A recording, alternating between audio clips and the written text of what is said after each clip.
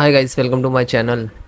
When you start your system, your laptop desktop, it will come black screens, okay, suddenly. So how to fix?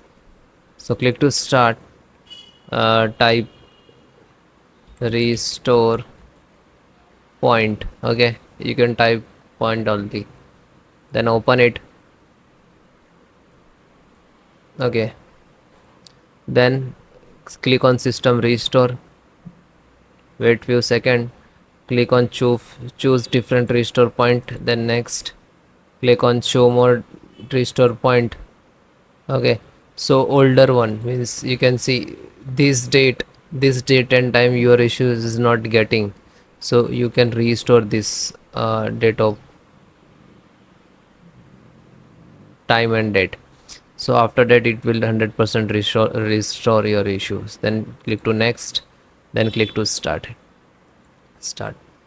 Okay, so sometime getting this, then other one next, and click to yes. After that it will start restoring.